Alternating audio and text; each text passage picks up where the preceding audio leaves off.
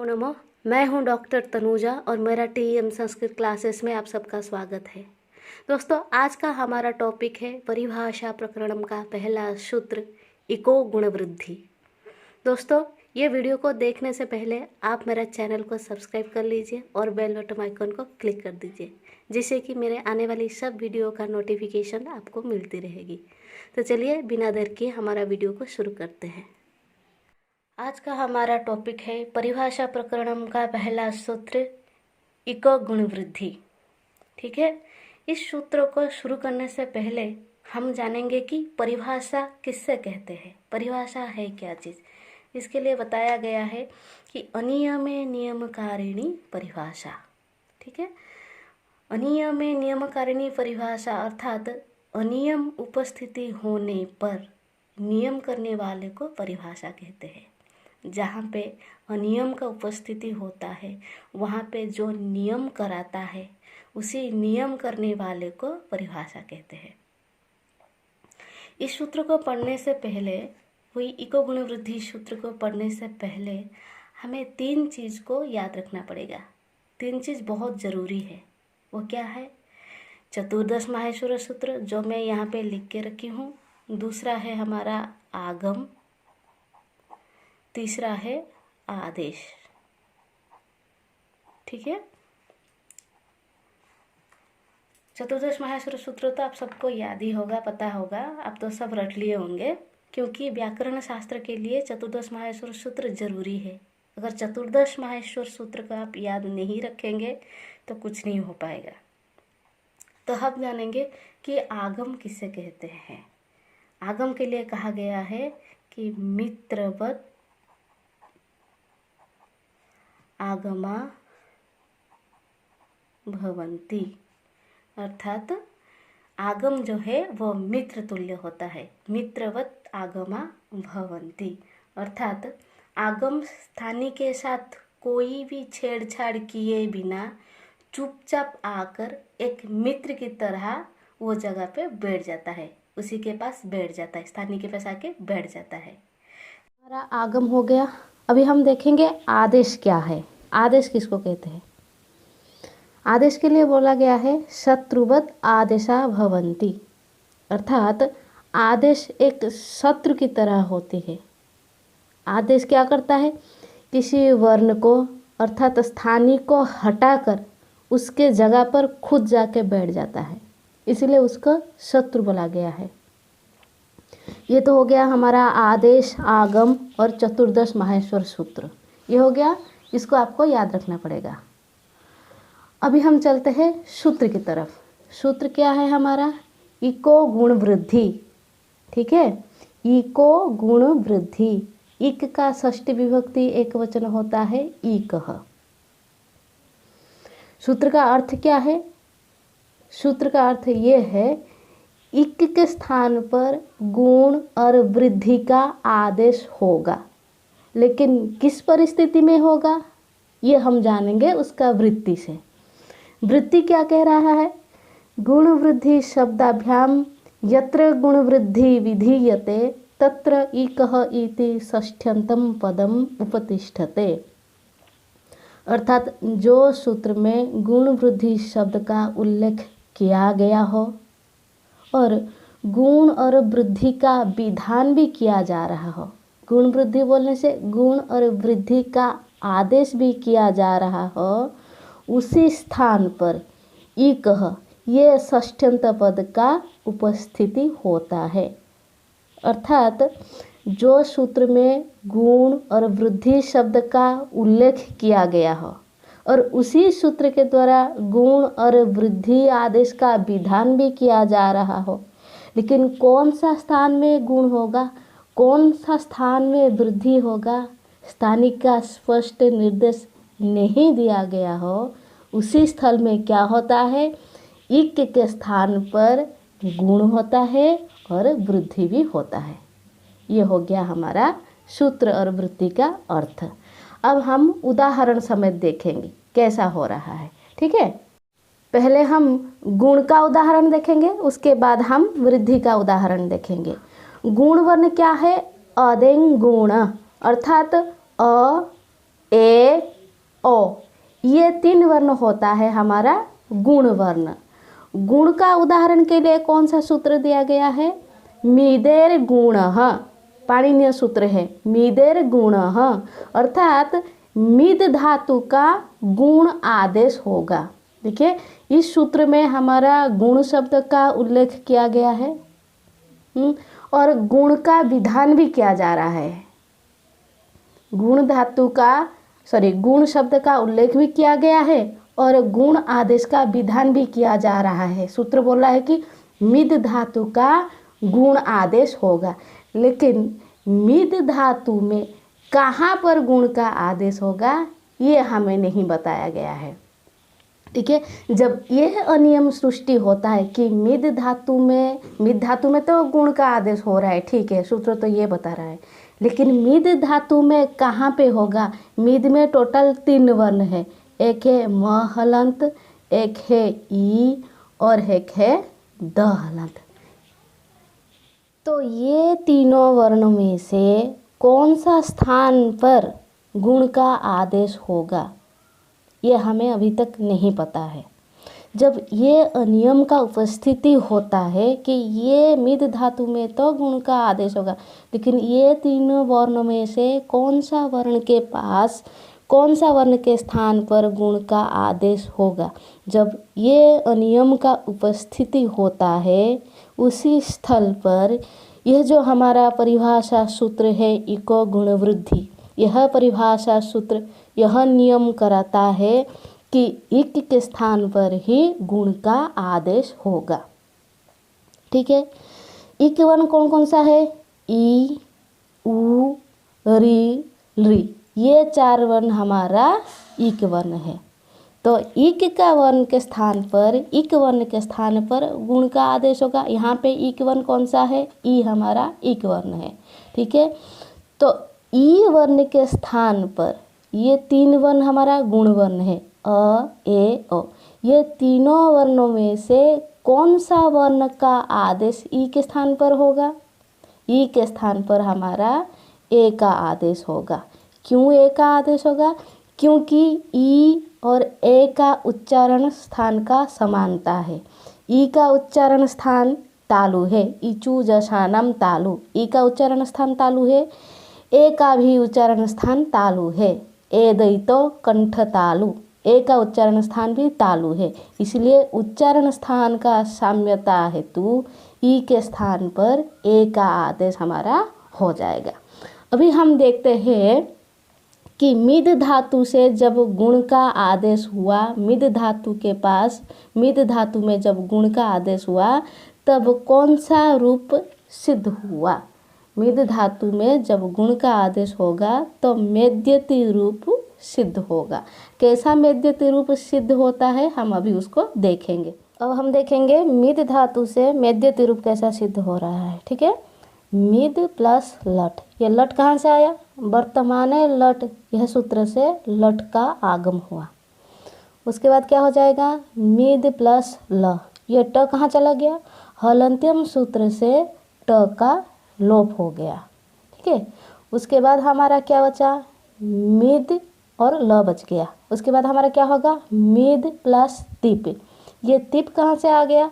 Tip तस झी SIP thus थ मिप बस मस, यह सूत्र से ल के स्थान पर तिप का आदेश होगा। क्यों आदेश हुआ? क्योंकि वो स्थानी को हटा दिया, ल को अपने स्थान से हटा दिया और खुद आके ल के स्थान पर बैठ गया। ठीक है, उसके बाद हमारा क्या होगा? मिद प्लस श्यन प्लस तिप, ये श्यन कहाँ से आ गया? दिवादिभ्यः श्यन, यह सूत्र से मिद धातु के पास श्यन का आगम हुआ। इसको आगम बोलते। क्यों आगम बोलेंगे? क्योंकि ये स्थानी के पास आके चुपचाप बैठ गया, स्थानी को कोई भी हानि नहीं पहुंचाया, स्थानी के साथ कोई भी छेड़छाड़ नहीं किया, चुपचाप आके स्थानी के पास बैठ गया, इसीलिए इसको आगम कहा जाता है। ठीक है, दिवादिभ्यः श्यन, यह सूत्र से दिवादि धातु रहने पर उसके पास श्यन का आगम होता है। ठीक है, उसके बाद हमारा क्या होगा? मिद य और तिप होगा।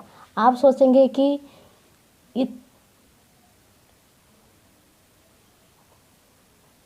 ती होगा, ठीक है। आप सोचेंगे कि ये स कहाँ चला गया, न हलंत कहाँ चला गया, प हलंत कहाँ चला गया, ठीक है। तो हम देखेंगे ये सब कहाँ गया। अभी सूत्र आएगा हलंत्यम सूत्र। हलंत्यम सूत्र से प हलंत का लोप हो जाएगा, न हलंत का लोप हो जाएगा। क्या सूत्र? हलंत्यम सूत्र से प हलंत और न हलंत का लोप हो जाएगा। उसके बाद कौन सा सूत्र आएगा?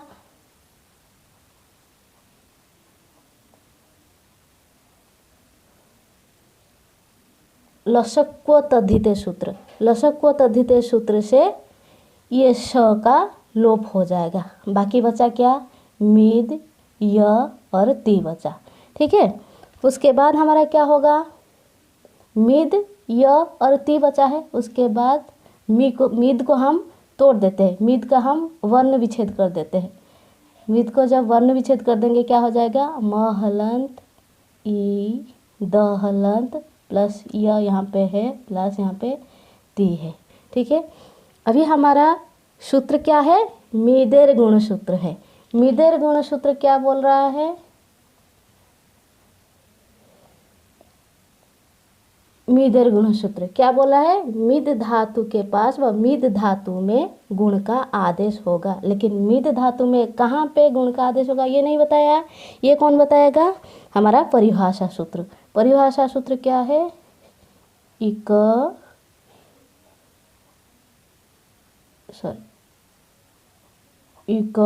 गुण वृद्धि, बड़ा वाला ई होगा, ठीक है। इक गुण वृद्धि सूत्र से ईक का स्थान पर, यह है हमारा ईक वर्ण, ई का स्थान पर गुण का विधान होगा, ठीक है। जब ई का स्थान पे, मैं पहले बताया हूँ, ई के स्थान पे गुण हो जाने से क्या हो जाएगा? ए आ जाएगा।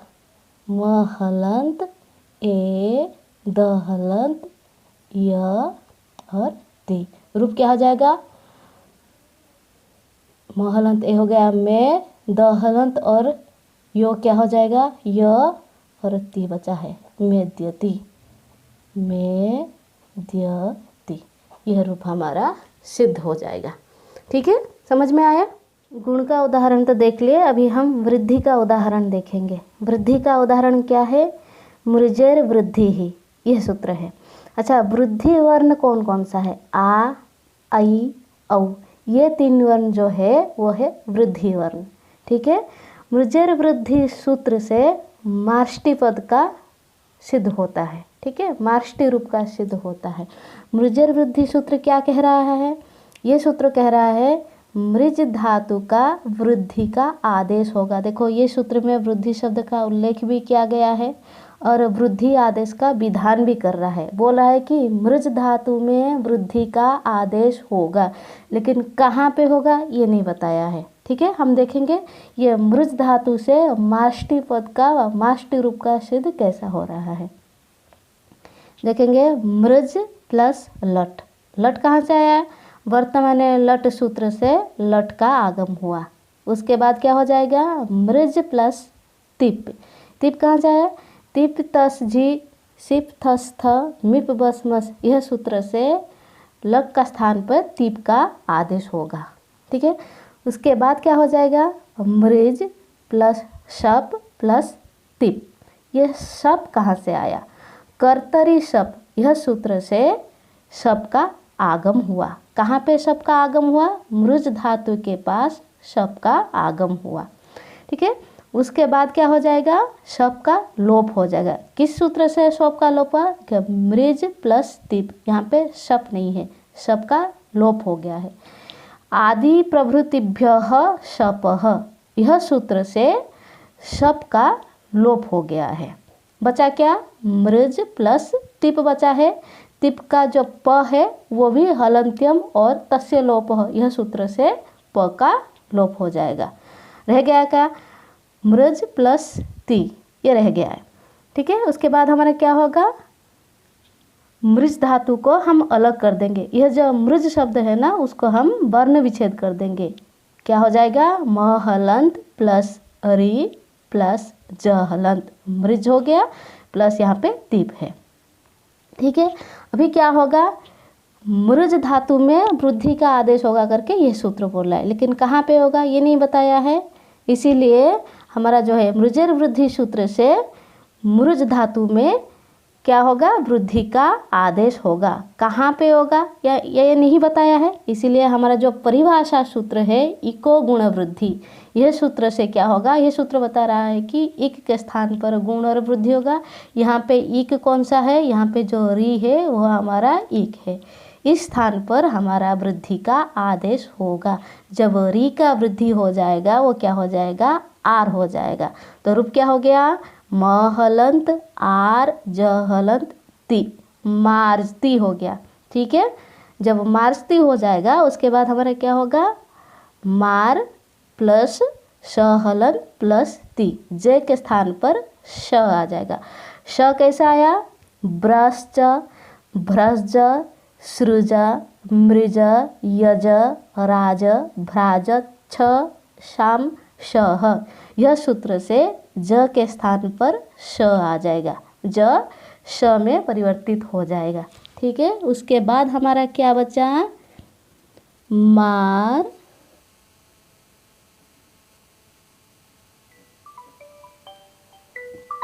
मार्स्ती हुआ हमारा। ठीक है, क्या हो गया, मार्स्ती।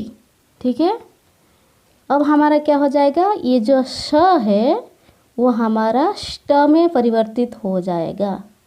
ठीक है, मार्ष्टी, ये जो त है हमारा ट में परिवर्तित हो गया। कैसे हुआ ट में परिवर्तित, एक सूत्र है ष्टुना ष्टुहु, यह सूत्र है ष्टुना ष्टुहु। यह सूत्र से जो त है वो हमारा ट में परिवर्तित हो जाएगा। जो ट में परिवर्तित हो जाएगा क्या हो जाएगा, मार्ष्टी, रूप क्या हो जाएगा, मार्ष्टी, ये रूप हमारा सिद्ध हो जाएगा। ठीक है, कैसा हुआ, देखिए मार प्लस स्ती, श हलन और ती रहा। ठीक है, जब मार्ष्टी होगा उसके बाद हमको क्या चाहिए, मार्ष्टी रूप चाहिए। मार्ष्टी रूप कैसा सिद्ध होगा, त के स्थान पे जब ट होगा तब हमारा मार्ष्टी रूप सिद्ध होगा। त के स्थान पे ट कैसा होगा, ष्टुना ष्टुह करके एक सूत्र है, वही सूत्र से त के स्थान पर ट आदेश हो जाएगा। ठीक है, फिर हमारा रूप क्या सिद्ध हो जाएगा, मार्ष्टी, ये रूप हमारा सिद्ध हो जाएगा, ये रूप हमको मिल जाएगा। समझ में आया। ठीक है, आज के लिए इतना, कल हम दूसरा सूत्र को पढ़ेंगे। आज के लिए धन्यवाद।